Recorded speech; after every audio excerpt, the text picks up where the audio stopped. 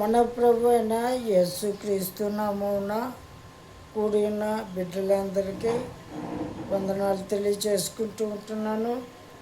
మరి యేసు ప్రభు పలికిన సిలువలో పలికిన 7 మాటలలో ఇంతవరకు 2 మాటలు మనము విని ఉన్నాము. 3వ మాటను కూడా మనము చూసుకొని ఆ యొక్క భారము బాధ్యత కలిగి దేవుడికి సాక్షులుగా మనము జీవించవలసిన విధానంలో దేవుని సాక్షులుగా మనందరము కూడా ఉండాలని ప్రభుపేట కోరుతూ ఉంటున్నాను. 3వ మాట చూసినట్లయితే యోహాను సువార్త 19వ అధ్యాయము, యోహాను సువార్త 19వ అధ్యాయము 26, 27 వచనాలు చదువుకున్నాం. 26, 27 యేసు తన తల్లియు తాను ప్రేమించిన శిష్యుడును దగ్గర నిలిచి ఉండట చూచి, అమ్మా, ఇదిగో నీ కుమారుడు అని తన తల్లితో చెప్పాను. తరువాత శిష్యుని చూచి, ఇదిగో నీ తల్లి అని చెప్పాను. ఆ గడియ నుండి ఆ శిష్యుడు ఆమెను తన ఇంట చేర్చుకొనెను. ఈ మాట కూడా చాలా విలువైనది. బాధ్యత, దేవుడు తనకిచ్చిన బాధ్యత. యేసు ఈ లోకమునకు ఎందుకు వచ్చి ఉన్నాడు? తండ్రి తన ప్రియ కుమారుని ఈ లోకమునకు ఎందుకు పంపి ఉన్నాడు? సమస్తమును గుర్తుపెట్టుకొని సమస్తము నెరవేర్చిన వాడిగా ప్రభు ఉంటున్నాడు. మనము జాగ్రత్తగా ఈ మాటను చూసినట్లయితే యేసు ప్రభువుల వారు 12 ఏళ్ళ వయసులో ఉన్నప్పుడు దేవాలయంలోనికి తీసుకుని వెళ్తారు. మరియమ్మ యోసేపులు తీసుకొని వెళ్ళి తిరిగి వచ్చేటప్పుడు మరి యేసు కనిపించినప్పుడు బంధువుల్లో ఎక్కడో ఉంటారులే అని 3 దినాల ప్రయాణము చేసి ఉన్నారు. అయితే తర్వాత చూసుకొని బంధువుల్లో కానీ నెలవరులలో కానీ ఎవరి దగ్గర లేడని గుర్తించి మరలా దేవాలయమునకు యేసును వెతుక్కుంటూ వెళ్ళి ఉన్నారు. అప్పుడు యేసును చూసి, బాలుడా, ఇక్కడ ఎందుకు ఆగిపోయావు? నీ కుమారుడు నేను ఎంత వేదన పడి ఉన్నామో నువ్వు కనపడలేదని, ఎక్కడ తప్పిపోయావో అని, ఎవరన్నా తీసుకొని వెళ్ళారా అని అనేక బాధలతో మేము కృంగిపోయాం. నువ్వెందుకు మాకు చెప్పకుండా ఈ విధంగా ఇలా ఆగిపోయి ఉన్నావు అని అడిగినప్పుడు బాలుడైన యేసు వాడితో అంటూ ఉంటాడు, అమ్మా, నేను నా తండ్రి పనుల మీద ఉండవలేనని మీకు తెలియదా? మీరు నన్ను ఎందుకు వెతుకుతూ ఉంటున్నారు? నేను మీ పనుల కోసం కాదు, నా తండ్రి పనుల కోసం నేను వచ్చాను. మీరు దాన్ని ఎందుకు గుర్తించలేకపోతున్నారు అన్నట్లుగా ప్రభు వారితో మాట్లాడుతూ ఉంటారు. తర్వాత వెళ్ళి విధేయుడై తన తండ్రి పనులలో హెల్ప్గా ఉంటూ అక్కడ కుటుంబ బాధ్యతను నెరవేర్చున్నాడు ఈ లోకపరంగా. అలాగే ఈ లోకపరంగా తల్లిదండ్రుల బాధ్యతను, పరమ తండ్రి బాధ్యతను కూడా నెరవేరుస్తూ ఎదిగిన తండ్రి పెద్దవాడైన తర్వాత తండ్రి పనుల మీద ఉంటూ ఆయా ప్రాంతాలకు నడిచి వెళుతూ దేవుని సువార్త చేయొచ్చు. పగలంతా సువార్తలో ఉండి సాయంత్రము కొండకు వెళ్ళి ప్రార్థన చేయొచ్చు. ఒంటరిగా దేవుడితో గడుపుతూ ఆత్మీయ శక్తిని పొందుకుంటూ ఈ విధంగా తండ్రి పనులలో నిమగ్నమై తండ్రి బాధ్యతను నెరవేరుస్తూ అనేక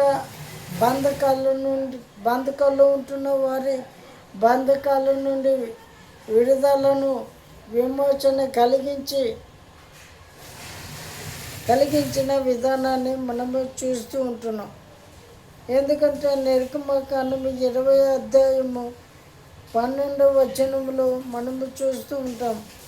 దేవుడిచ్చిన ఆజ్ఞల్లో నీవు నీ దేశమందు దీర్ఘాయుష్మంతుడు ఉండునట్లు నీ తండ్రిని తల్లిని సన్మానింపము అన్న మాటను మనము చూస్తూ ఉంటాం.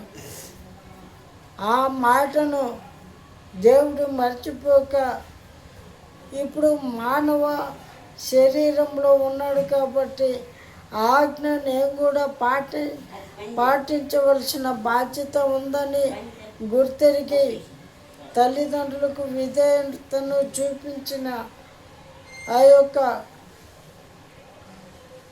యేసుక్రీస్తు ప్రభుల వారు తండ్రి బాధ్యత అంతా నెరవేర్చి తండ్రి పనులలో ఒక భాగమైన సిలువలో ఉండి ఈలోక నిర్గమకాండంలో దేవుడిచ్చిన ఆజ్ఞ ప్రకారము తల్లి బాధ్యతను కూడా నెరవేరుస్తూ ఉంటున్నాడు. తల్లిని ఒంటరిగా విడిచిపెట్టలేదు. ఇప్పుడు నేను నా తల్లిని విడిచిపెడితే నా తల్లిని పట్టించుకునే వారు ఎవరు? నా సహోదరులు కూడా పట్టించుకోరు. నా కుమారుని చూడాలని ఇక్కడకు వచ్చి ఉన్నది కాబట్టి అక్కడ ఈ సిచ్యువేషన్ జరిగి ఉండొచ్చు. అక్కడికి వెళితే మళ్ళా ఇక్కడికి తిరిగి రానివ్వము, తిరిగి రావద్దు, శాశ్వతముగా వెళ్ళు అని ఉండవచ్చు. ఆ స్థితి గ్రహించిన దేవుడు తల్లిని ఒంటరిగా విడిచిపెట్టట్లేదు. ఈ లోకంలో చాలామంది తల్లిదండ్రులను వృద్ధాశ్రయంలో వేస్తూ ఉంటారు, అంటూ ఉంటారు.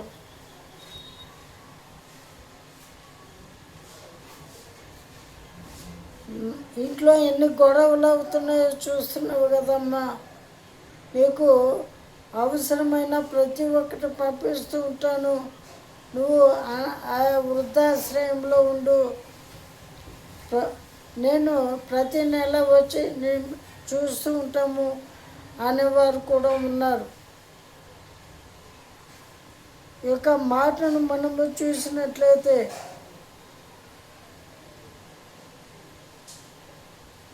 లూకాసు వార్త 14వ అధ్యాయము 26వ వచనమును మనము చూసినట్లయితే వాక్యమును మిడిమిడిగా అర్థం చేసుకుంటూ ఉంటున్నా లేక సొంతముగా వారికి ఉపయోగపడే విధంగా మలుచుకుంటున్న ఆ మాటను మనం ఇక్కడ చూస్తూ ఉంటున్నాం. దేవుడు చెబుతూ ఉంటున్నాడు 14:26లో, ఎవడైనను నా యొద్దకు వచ్చి తన తండ్రిని తల్లిని భార్యను పిల్లలను అన్నదమ్ములను అక్క చెల్లెలను తన ప్రాణమును సహా ద్వేషించకుంటే వాడు నా శిష్యుడు కానేరడు అని. నేను ప్రభు పనిలో ఉన్నాను, నీ బాధ్యత కాదు నాకు కావాల్సింది తండ్రి పనిలో నేను ఉండాలి. నిన్ను చూసుకోమంటే ఎలా, నీతో ఉండాలంటే ఎలా, కుటుంబ భారము ఎక్కువైతే ఎలా, దేవుని పనులు ఉండాలి కదా అని ఆ మాటను బట్టి అంటూ ఉంటారు. దేవుడే చెబుతున్నాడు, నీ తండ్రిని కానీ తల్లిని కానీ ఎక్కువగా చూడొద్దు, నన్నే ఇంపార్టెంట్గా చూడాలి, నాకే బాధ్యతనివ్వాలని దేవుడే చెబుతున్నాడు కదా అని ఆ మాటను బట్టి చెప్పేవాళ్ళు కూడా ఉన్నారు. కానీ దేవునికి విరోధమైన మాటలు, దేవునికి దూరం చేసే మాటలు నీ భార్య కానీ పిల్లలు కానీ లేక నీకు దేవునిలో ప్రాణహాని అని తెలిసిన ఆ ప్రాణాన్ని కూడా లెక్క చేయకుండా, నాకు దూరం అవ్వకుండా నాలో నిలిచి ఉండమని దాని అర్థము. కానీ తండ్రిని విడిచిపెట్టు వారి బాధ్యతను తీసుకోవద్దు అని కాదు. ఇదే మాటను మత్తయి సువార్త 15:5లో కూడా మనము చూసినట్లయితే క్లియర్గా మనకు అర్థమవుతూ ఉంటుంది. మత్తయి సువార్త 15:5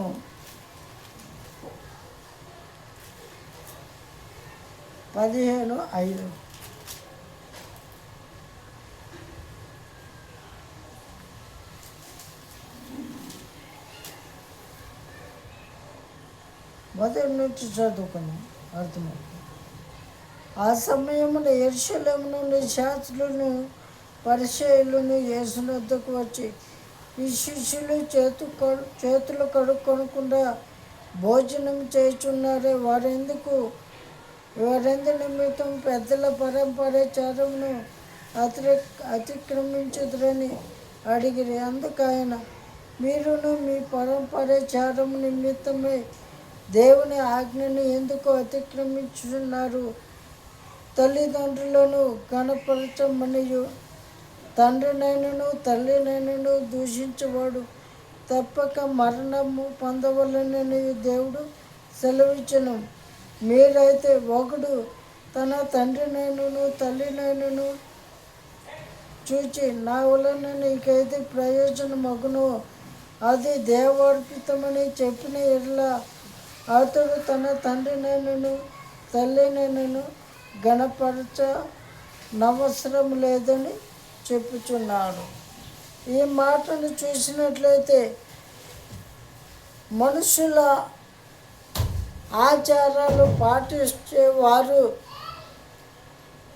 దేవుని మాటలు పాటించకుండా దేవుని మాట పక్కన పెట్టి, నా వలన నీకేది ప్రయోజనం అది దేవార్పితము కనుక నేను నీకేమి చేయనవసరం లేదు, దేవుడికి సమర్పించుకున్నాను అని చెబుతూ ఉంటారు.